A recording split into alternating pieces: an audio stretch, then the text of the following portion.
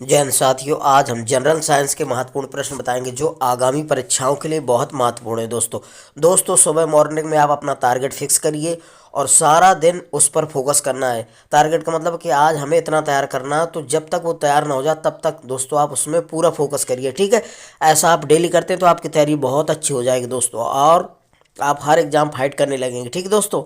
इसीलिए हम कहते हैं कर दिखाओ कुछ ऐसा कि सब करना चाहें आप जैसा, ठीक है दोस्तों। देखिए पहला क्वेश्चन है, सेस्मोग्राफ क्या मापता है। तो दोस्तों सेस्मोग्राफ जो होता है भूकंप की तीव्रता को मापता है, ध्यान रखना। तो भूकंप की तीव्रता को किससे मापा जाता है? सेस्मोग्राफ से, ठीक है। आमीटर का क्या तात्पर्य है? तो किसी परिपथ में विद्युत धारा की मापता है, यानी कि जो आमीटर काम करता है, क्या आमीटर यंत्र होता है जो वो परिपथ में विद्युत धारा को जो प्रवाहित होती है उसकी माप करता है, ध्यान रखना। तो आमीटर क्या करता है? धारा को मापता है, विद्युत धारा को मापता है, ध्यान रखिएगा। अगला है, टैक्योमीटर किस काम आता है। तो टैक्योमीटर का क्या काम होता है दोस्तों? ये वायुयान और मोटर की गति को मापने के काम आता है।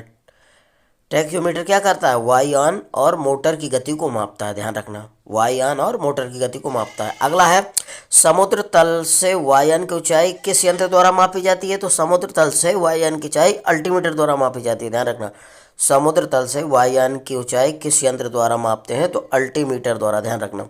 अगला है, हाइग्रोमीटर से किस यंत्र को मापा जाता है, यानी हाइग्रोमीटर से किस राशि को मापा जाता है, सॉरी, हाइग्रोमीटर से किस राशि का मापन किया जाता है या किस राशि को मापते हैं। तो वायुयान की अपेक्षिक आर्द्रता को ध्यान रखना। जो वायुमंडल की अपेक्षिक या सापेक्षिक आर्द्रता होती है तो उसको हम हाइग्रोमीटर से मापते हैं, ध्यान रखना, ठीक है दोस्तों। वायुमंडल की सापेक्ष आर्द्रता को किससे मापा जाता है? तो हाइग्रोमीटर से। जो वायुमंडल की सापेक्ष आर्द्रता होती है, आर्द्रता का मतलब नमी होती है, उसको किससे मापा जाता है? हाइग्रोमीटर से, ध्यान रखिएगा। अगला है, हाइड्रोमीटर किस काम आता है, यानी कि हाइड्रोमीटर किसके काम आता है, ध्यान रखना। तो किसी द्रव का अपेक्षिक घनत्व मापने के लिए हाइड्रोमीटर का काम आता है। तो हाइड्रोमीटर क्या करता है? द्रव का अपेक्षिक घनत्व मापता है। तो पूछा जाता है कि अपेक्षिक घनत्व किससे मापा जाता है? तो हाइड्रोमीटर से, ध्यान रखना। अगला है, पोटेशियोमीटर किस राशि को मापता है? तो विभवांतर को मापने का काम आता है। तो विभवांतर को कौन मापता है? पोटेशियोमीटर, ध्यान रखना। अगला है, दूध की शुद्धता किस यंत्र द्वारा मापी जाती है। तो दूध की शुद्धता को मापने के लिए किस यंत्र का प्रयोग किया जाता है? लैक्टोमीटर। दोस्तों दूध की शुद्धता को लैक्टोमीटर से मापा जाता है। दूध में लैक्टो शर्करा पाई जाती है, इसीलिए उसका नाम लैक्टोमीटर रखा गया है, ठीक है दोस्तों। अगला है, प्रशीतक में ताप कैसे कम किया जाता है। तो द्रव अमोनिया के वाष्पन से, ध्यान रखना। प्रशीतक में ताप कैसे कम किया जाता है? तो द्रव अमोनिया के वाष्पन से, ध्यान रखना।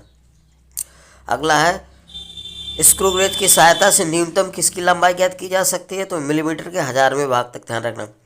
स्क्रू गेज की सहायता से न्यूनतम कितनी लंबाई ज्ञात की जा सकती है? तो मिलीमीटर के 1000वें भाग तक, ठीक है साथियों। अगला है साथियों, रेडार का पूरा नाम क्या है। तो radio detection and ranging, radio अभिज्ञान तथा परासन होता है, ध्यान रखना। और इसका होता है रेडियो डिटेक्शन एंड रेनिंग, ध्यान रखना, ठीक है दोस्तों। तो रेडार का पूरा नाम क्या होता है? रेडियो डिटेक्शन एंड रेजिंग, ठीक है, रेडियो अभिज्ञान तथा परासन। अब अगला है, मैनोमीटर किस काम आता है। तो गैस का दाब मापने के काम आता है। मैनोमीटर का काम होता है गैस के दाब को मापना, ध्यान रखिएगा, ठीक है। मैनोमीटर किसके काम आता है? गैसों का दाब मापने के काम आता है। अगला है, कैरेटोमीटर का क्या कार्य है। तो जो कैरेटोमीटर होता है दोस्तों वो सोने की शुद्धता को मापता है, ध्यान रखना। कैरेटोमीटर का काम क्या होता है? सोने की शुद्धता को मापना। दोस्तों शुद्ध सोना कितना होता है? तो ये होता है 24 कैरेट, ध्यान रखना। कितना होता है? 24 कैरेट। शुद्ध सोना कितना होता है? 24 कैरेट होता है। अगला है, लक्स मीटर किस राशि को मापता है। तो प्रकाश की तीव्रता को मापता है। तो प्रकाश की तीव्रता को मापने वाला मात्रक क्या होता है? लक्स मीटर, ध्यान रखना। लक्स मीटर किसको मापता है? प्रकाश की तीव्रता को मापता है। अगला है, दूर स्थित वस्तुओं का ताप किस यंत्र से मापा जाता है। तो पायरोमीटर से मापा जाता है, ध्यान रखना। दूर स्थित वस्तुओं को किस यंत्र से मापा जाता है? तो पायरोमीटर, यानी कि दूर स्थित हैं जो वस्तुएं उनका ताप किससे मापा जाता है? तो पायरोमीटर से, ध्यान रखना। दूर स्थित वस्तुओं का ताप मापा जाता है पायरोमीटर से। अगला है, परमाणु बम की खोज किसने की थी। तो ऑटो हन ने की थी, ध्यान रखना। परमाणु बम की खोज किसने की थी? ऑटो हन ने। अगला है प्लग गेज नामक उपकरण का प्रयोग कहाँ होता है? प्लग गेज नामक उपकरण का प्रयोग कहाँ होता है? तो बेलनों में छेद के मापन में, ध्यान रखना, बेलनों में छेद के मापन में किया जाता है प्लग गेज का। ठीक है। अगला है अल्टीमीटर का उपयोग कहाँ करते हैं? तो उड़ते समय विमान की ऊंचाई मापने में किया जाता है। जो अल्टीमीटर जो होता है विमानों की ऊंचाई ज्ञात करने में किया जाता है। जब विमान उड़ते हैं तो उनकी ऊंचाई मापने के काम आता है अल्टीमीटर। ठीक है दोस्तों, ध्यान रखना। राडार का उपयोग किसके लिए किया जाता है? तो जहाज है, युद्धक विमानों आदि को ढूंढने व मार्ग निर्देशन में किया जाता है।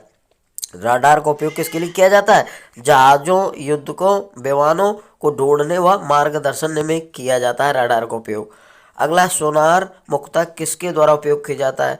तो समुद्रियों द्वारा यूज किया जाता है। ध्यान रखना, सोनार का प्रयोग किसके द्वारा किया जाता है? समुद्री यात्री होते हैं जो, या समुद्र में जो जहाज चलते हैं तो उसमें सोनार का प्रयोग किया जाता है। जैसे कोई वस्तु गिर गई तो उनको खोजने में सोनार यंत्र का प्रयोग किया जाता है। सोनार में दोस्तों पराश्रव तरंगें डाली जाती हैं, ध्यान रखना।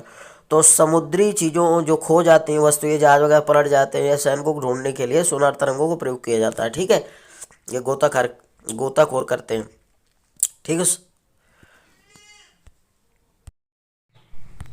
अगला है साथियों, जड़त्व का नियम की खोज किसने, यानी जड़त्व का नियम की खोज किसने की थी? जड़त्व के नियम की खोज किसने की थी? गैलीलियो ने। ध्यान रखना, तो जड़त्व के नियम की खोज किसने की थी? गैलीलियो ने। अगला है प्रकाश का प्रकीर्णन का नियम किसने प्रतिपादित किया था? तो डॉक्टर सी वी रमन ने किया था। ध्यान रखना, ये भौतिक शास्त्री थे। प्रकाश का प्रकीर्णन का नियम किसने दिया था, प्रतिपादित किया था? डॉक्टर सी वी रमन ने। ध्यान रखना।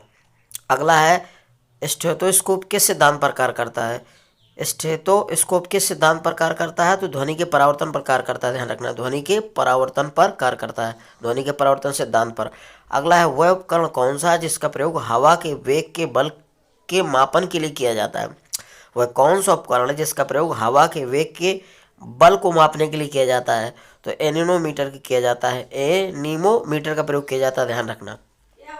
अगला, जहाजों में समय मापने के लिए प्रयुक्त उपकरण क्या होता है? क्रोनोमीटर होता है। ध्यान रखना, जहाजों में समय मापन के लिए प्रयुक्त उपकरण क्या होता है? क्रोनोमीटर। अगला है विद्युत बल्ब का फिलामेंट किस धातु को बना होता है? तो टंगस्टन धातु को बना होता है दोस्तों। ध्यान रखना, विद्युत बल्ब का जो फिलामेंट बना होता है वो किसका बना होता है? टंगस्टन धातु को। ध्यान रखिएगा। अगला है परमाणु घड़ी किसके संक्रमण पर आधारित होती है? तो सीजियम 133 पर आधारित होती है। परमाणु घड़ी किसके संक्रमण पर आधारित होती है? सीजियम 133। ध्यान रखिए। एशिया की विशालतम परिवर्ती दूरबीन कहाँ स्थित है? तो कवालूर में स्थित है। ध्यान रखना, एशिया की विशालतम परावर्ती दूरबीन कहाँ स्थित है?